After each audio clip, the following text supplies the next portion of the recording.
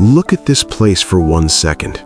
You're telling me an entire city was built up there, on that knife-edge ridge hanging over the clouds? This wasn't built on a safe plateau. It was built above a plunge so steep that one wrong step feels like disappearing straight into air. And that's what makes it crazier.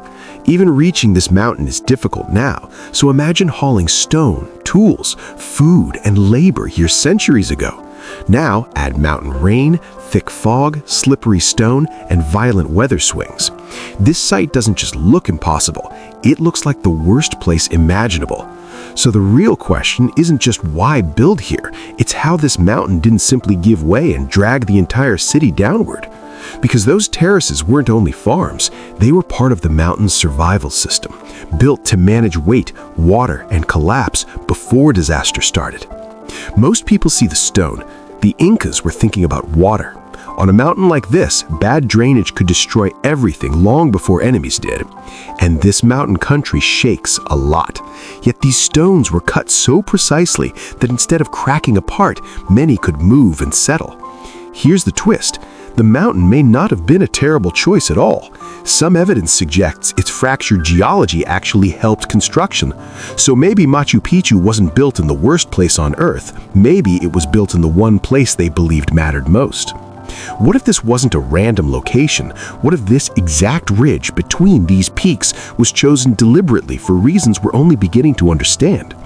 To the Inca, mountains weren't just land, they were living, sacred beings. Building here wasn't just engineering, it was placing the city inside something spiritual. Look closer and it gets stranger. Certain structures aligned with the sun during key moments of the year, suggesting this place was designed with the sky in mind. There's even a carved stone here believed to track the sun itself. Not decoration, not random, something designed to measure time using light. Some believe this was a royal estate built for an emperor. Not a crowded city, but a controlled elite space hidden far from everything else. And look at the access. Narrow paths, steep climbs, no easy routes. This wasn't meant to be reached casually. You had to earn your way here. Even the terraces weren't simple farms. Different levels created different climates, allowing crops to grow in controlled conditions across a single mountainside. Water flows through this entire site with precision. Channels, fountains, controlled movement. Not chaotic mountain runoff, but something carefully directed and sustained. From above, it's even clearer. This isn't random placement. Every section feels planned, balanced, almost like the mountain itself was part of the blueprint. So now the question changes again. This wasn't just a city surviving the mountain. It might have been a city designed specifically for this mountain. No wheels, no iron tools, no cranes. Everything you see here was built using human strength, simple tools, and an understanding we still struggle to fully explain. Some of these stones came from nearby, carved directly out of the mountain itself. Others appear moved, shaped, and positioned with an accuracy that seems impossible. Look closely at these walls. No mortar, no gaps. Stones cut so precisely they lock together like a puzzle, holding strong against time, weather, and movement. They likely shaped these stones using harder rocks, grinding and chipping them slowly into place. No shortcuts, just patience, repetition, and incredible precision over time. Now imagine dragging those stones uphill. No animals for heavy hauling, just teams of people pulling massive blocks across uneven, dangerous terrain, step by step. To position them, they may have used ramps, leverage, and careful coordination. Every movement had to be controlled. One mistake on this slope could be catastrophic. These stones weren't placed once. They were fitted, removed, reshaped, and fitted again until they connected perfectly, creating walls that could flex instead of break. That flexibility matters. When earthquakes hit, rigid walls crack. But these stones can move slightly, then settle back, absorbing shock instead of collapsing completely. They didn't fight the mountain, they worked with it.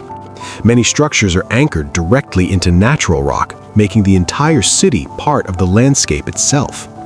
So this wasn't just construction, it was adaptation, precision, and deep understanding of environment. And somehow they achieved all of this centuries ago. What if everything we've been thinking is backwards? What if this wasn't built despite the mountain, but because of something hidden inside it? Modern studies suggest Machu Picchu sits directly on intersecting fault lines.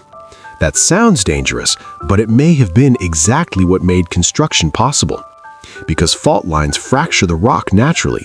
Instead of solid, unbreakable stone, the mountain provides pieces that can be shaped, moved, and fitted with far less effort. That could explain the precision. The mountain didn't just provide material, it may have pre-shaped it, giving builders a natural starting point for those perfect fits. And there's more. Those same fractures help water drain through the mountain. Instead of pooling and destroying foundations, water is guided safely away. In a place where rain could easily trigger landslides, this hidden drainage system may have been the difference between collapse and survival over centuries. So what you're seeing isn't just architecture, it's geology and engineering working together, forming a system where the mountain and the city function as one. Even stability changes. Instead of sitting loosely on the surface, the city is anchored into a fractured but stable foundation that distributes stress more evenly. So what once looked like a terrible decision starts to feel like a calculated one. The danger of the mountain may have been its greatest advantage. But even if we understand how it stood, we still don't fully understand why it was built here, or what purpose it truly served. So if this place was engineered so precisely, the question becomes unavoidable. What was it actually for? Because this wasn't built just to exist. One leading theory says this was a royal estate built for the Emperor Pachacuti, a private retreat far from the political center of the empire. That would explain the limited population. This wasn't a massive city, it was controlled, selective, designed for a small group rather than thousands of residents. But others believe it was something more sacred, a spiritual retreat where rituals, ceremonies, and connection to the mountains played a central role. Its position supports that idea. Surrounded by sacred peaks, aligned with the sky, it feels less like a city and more like a place of meaning. There's also evidence of astronomical observation. The Incas studied the sky carefully, and this location may have been used to track important celestial cycles. And then there's strategy. From here, you can see across vast valleys. It's isolated, elevated, and protected, making it incredibly difficult for enemies to approach unnoticed.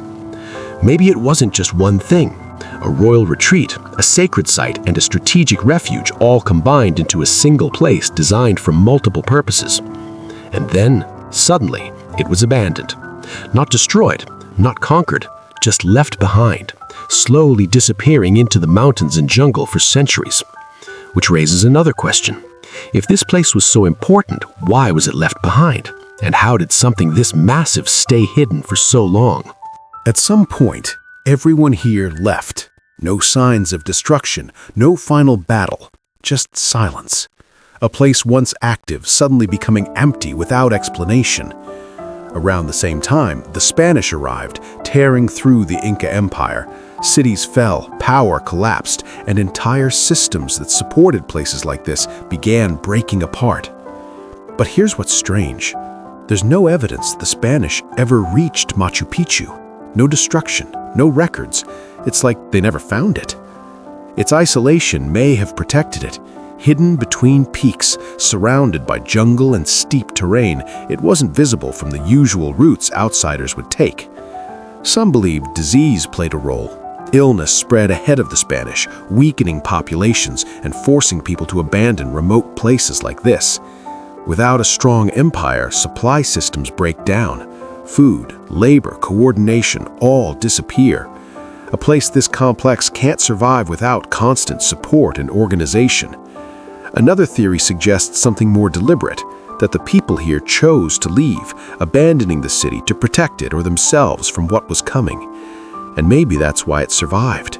Hidden, untouched, slowly reclaimed by nature, it escaped the destruction that erased so many other Inca sites. It stayed hidden for centuries until it was rediscovered in 1911, emerging from the jungle as one of the most remarkable surviving ancient sites on Earth. So this city wasn't destroyed, it disappeared, then returned.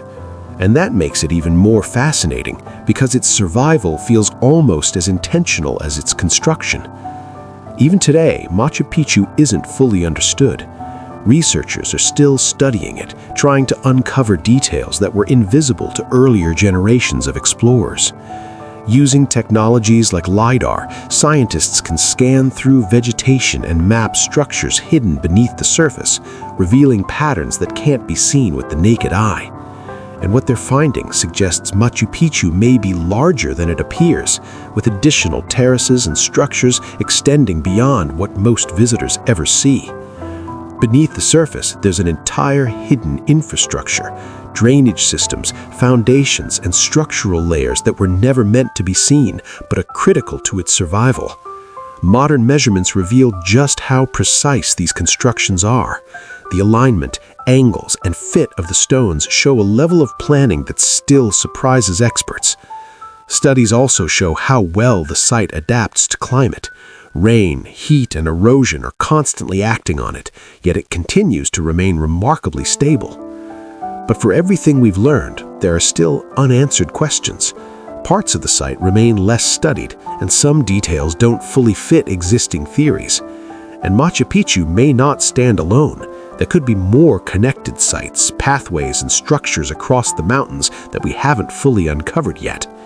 Every new study adds another layer. Instead of closing the mystery, modern research often makes Machu Picchu even more complex and fascinating than before. So even now, this place isn't fully explained, and maybe that's what makes it so powerful. It's not just history, it's still an active mystery. Standing here today, it's hard not to wonder what kind of thinking it took to create something like this without the tools we rely on. We often assume modern technology means superior understanding, but places like this challenge that idea, showing solutions built without machines, yet still standing centuries later. Instead of forcing the environment to adapt, they studied it, worked with it, and built something that fit naturally into the world around them. This wasn't rushed. It likely took years, maybe decades, built step by step with patience that feels almost impossible in today's fast-paced world. Everything here feels designed to last, not just for years, but for generations. A kind of thinking focused on longevity rather than immediate results. And maybe that's the biggest lesson. They didn't try to dominate the mountain. They respected it, understood it, and built something that belonged there. Today, we often move fast, build fast, and overlook balance. But this place reminds us that sometimes the strongest solutions come from slowing down. This wasn't primitive thinking. It was advanced in a different way, focused on observation, adaptation, and solving problems using the environment itself. So maybe the real mystery isn't how they built it, but how they fought. Because whatever guided them, it allowed something extraordinary to exist here. And that brings us back to the beginning. A city in an impossible place that might not have been impossible at all. We started with one simple question. Why would anyone build a city in a place like this, where everything about the environment feels hostile? But now it looks different. The slopes, the rain, the terrain, none of it feels accidental anymore. It feels like every risk was carefully understood. The stonework, the terraces, the hidden systems beneath the surface. Everything points to a level of planning that goes far beyond basic construction. And the location itself, not random, not convenient, but specific. A place chosen because of what it offered, not in spite of what it lacked. It could be a royal retreat, a sacred site, a strategic refuge, or all of them at once. A place designed to serve more than one purpose. And when it was left behind, it wasn't erased. It remained preserved, almost waiting, as if its disappearance was part of its survival. When it was rediscovered, it didn't feel like a ruin. It felt like something paused in time, still carrying the intention of the people who built it. Even now, parts of it remain unexplained. Not everything fits neatly into what we know, leaving space for questions that still don't have clear answers. So maybe the truth is simple. This wasn't a city placed in an impossible location. It was a city built in the perfect one. And that realization changes everything, because it means what once looked impossible might actually be one of the most intelligent decisions ever made. After everything we've seen, it's easy to focus on the structure, the stone, the terraces, the design. But maybe that's not the most important part, because behind all of this were people who looked at this exact mountain and saw something completely different from what we see today. Where we might see danger, they saw opportunity. Where we see limits, they saw possibility. That difference in perspective is what made this place real, not because they had advanced machines, but because they understood their world deeply. They studied it, respected it, and built something that worked with it. And standing here now, it forces you to rethink how you approach problems. Maybe the answer isn't always forcing control, but understanding what's already there. Because this isn't just about one city, it's about a way of thinking, a way of seeing the world that turns obstacles into advantages. Machu Picchu proved something powerful. The most impossible places aren't always impossible. Sometimes they're just misunderstood until someone sees them differently. And maybe that's why this place still feels so powerful. Not because it survived, but because it represents what humans are capable of thinking. A city built on the edge of the world, not by accident, but by intention. And that intention is what continues to echo through time. So the next time something looks impossible, remember this. Somewhere, someone might already be looking at it and seeing exactly where to begin. If you enjoy real history that feels unreal, subscribe and like the video so you don't miss the next story. Thank you.